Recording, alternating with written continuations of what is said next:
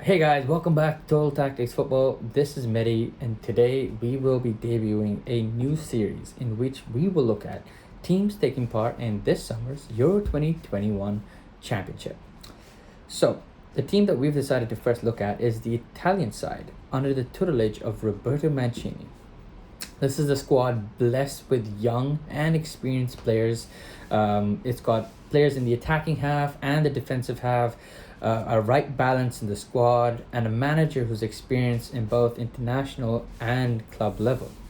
So, first of all, we're going to look at in this video are four things: the way the Italian side likes to play, the players that are most possibly going to be starting for the Italians, how they set up in attack and then in defense.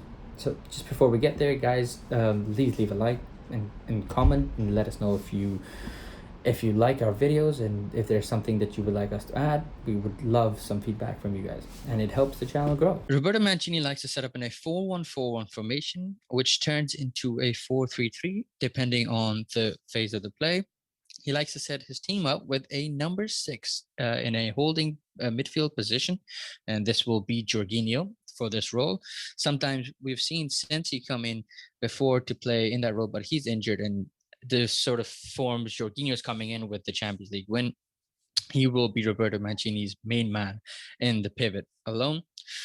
At the same time, Verratti was supposed to start on as the other 8 next to Barella, but due to another injury situation, it will be Locatelli. And we will explain why the difference between Locatelli and Barella and how they use this. Besides that, we'll be looking at Insigne and Chiesa play on the flanks for the Italian side. Chiesa keeping more of the width, and Insigne with the permission and freedom to come infield and support and link up with Immobile. And the number 9 is a traditional number 9, something that Roberto Mancini has always liked. And they also have a backup option in Belotti in case they need to bring on another player or Immobile is having a bad game. But the Lazio striker has had a phenomenal few seasons in Serie A and has seemed to become the main target man for the local club and the Italian national team. So the way the Italian side likes to play is basically to build play from their defense and move the ball up the field.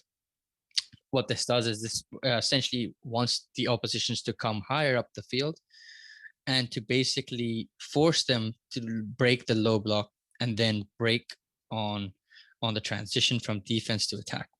So what would happen is you will see, as in this scenario, Donnarumma will always be looking to go for a short pass instead of a long one.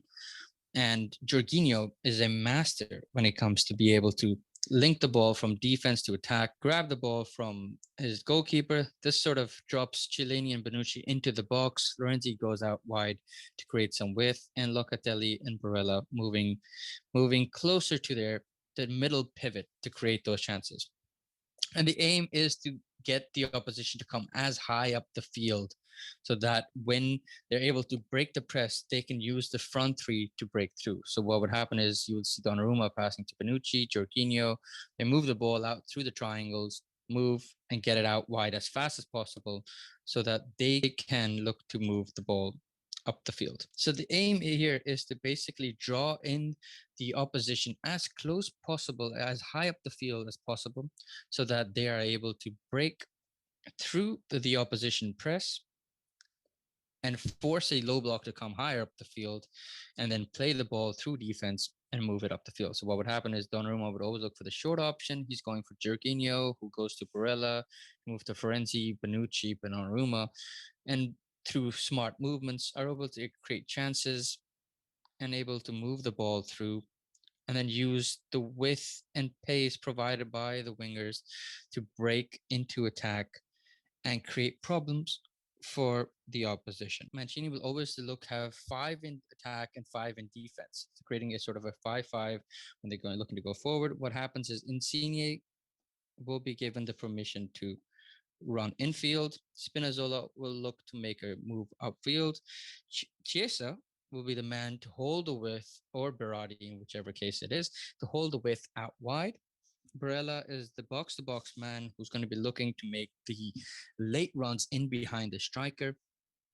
And what this does is this forms a sort of a 5 in attack, becoming a 2 in midfield.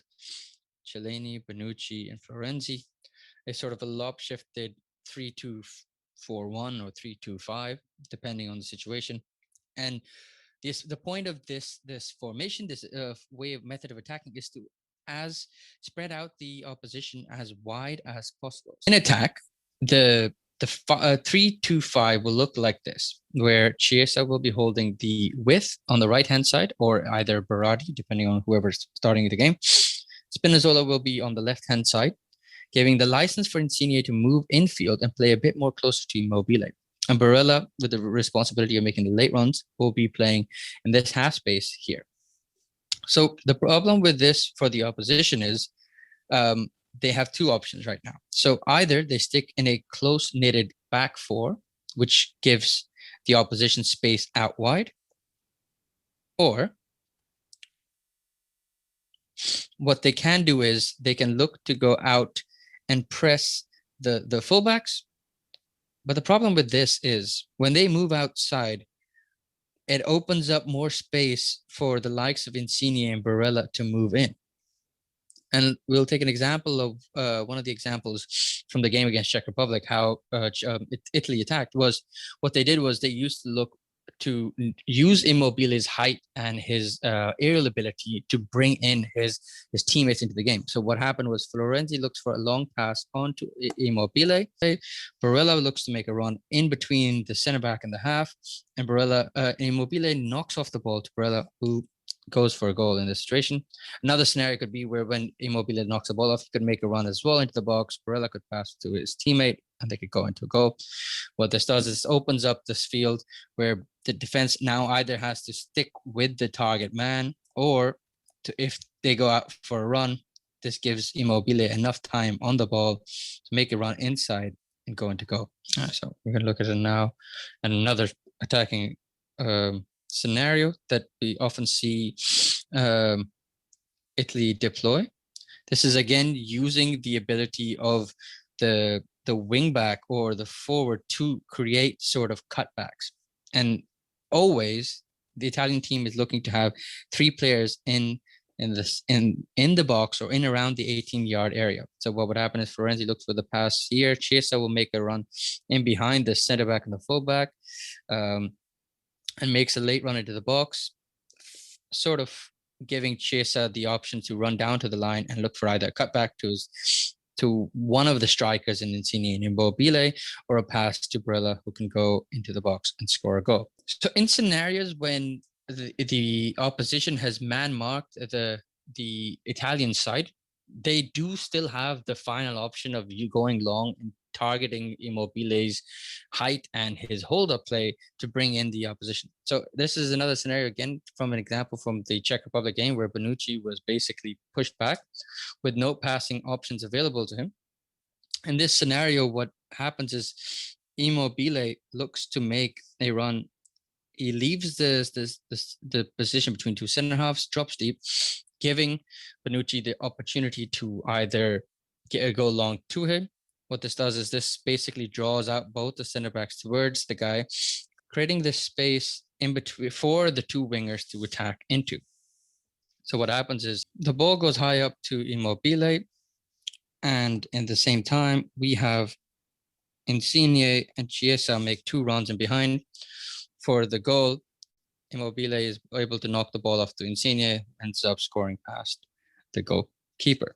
And what this does is when you have many different options in your team, you are able to create different attacking options, switching it up depending on the phase of the game or depending on the tempo or the moment in the game, leaving your opponent always wondering what you're going to be doing next.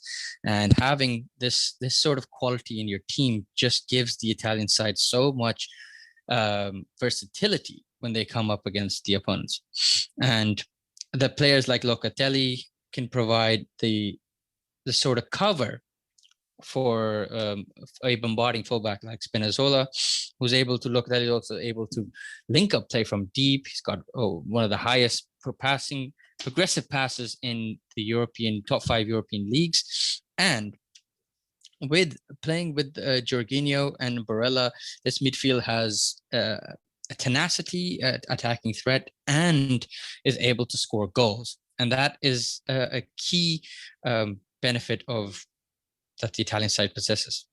In defense, the Italian side likes to set up in a 4-4-2 formation, defending in that formation, because it allows them to be able to close off the gaps in between their defense and midfield, sort of blocking those passing lanes for the opposition, forcing them to look at going out wide and using the space that is out there.